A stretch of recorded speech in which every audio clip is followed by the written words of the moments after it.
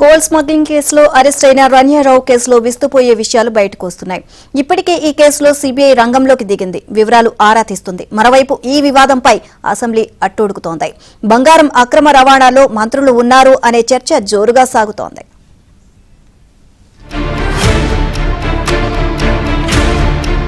సంచలనం సృష్టించిన Ranya Rao gold smuggling case కీలక మలుపు తిరిగింది. రన్యారావు అరెస్టు వెనుక ఆమె భర్త ఉన్నట్లుగా తెలుస్తోంది.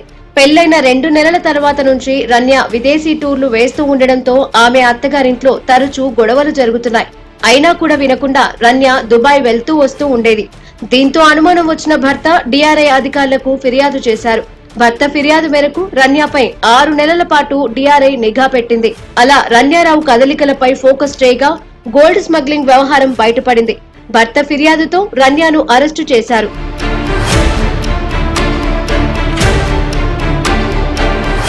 మరోవైపు బంగారం స్మగ్లింగ్ కేసులో అరెస్ట్ అయిన రన్యారావు ప్రోటోకాల్ వ్యవహారం తీవ్ర దుమారం రేపుతోంది.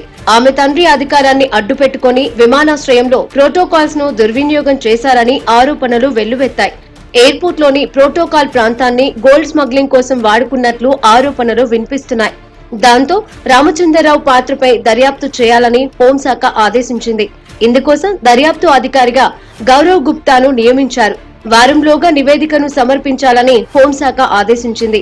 ఈ విషయంలో ఆమె తండ్రి డీజీపీ డాక్టర్ కె రామచంద్రరావు పోషించిన పాత్ర ఏమైనా ఉందా అనే కోణంగా దర్యాప్తు చేస్తున్నారు. మరోవైపు కేంద్ర ప్రభుత్వం కూడా ఈ వ్యవహారంపై ఆరా తీస్తోంది. ఈ మొత్తం గోల్డ్ స్మగ్లింగ్ కేసులో రన్యాకు సహకరించిన వారు ఎవరు? ఇప్పుడు ఇదే పాయింట్ మీద సీబీఐ కూపీ లాగుతోంది. ఎయిర్పోర్ట్ లో సెక్యూరిటీ తనిఖీల సమయంలో రన్యారావుకు సహకరించిన పోలీస్ కానిస్టేబుల్ పాత్రపై కూడా సీబీఐ ఫోకస్ చేసింది. మార్చి 3న బెంగళూరు విమానాశ్రయంలో దుబాయ్ పర్యటన నుండి తిరిగి వస్తుండగా 14.2 కిలోల బంగారాన్ని అక్రమంగా తరలించడానికి ప్రయత్నిస్తుండగా రన్యారావును పోలీసులు అరెస్టు చేశారు. రన్యారావు ఒక సిండికేట్ లో భాగమని దర్యాప్తులో తేలింది.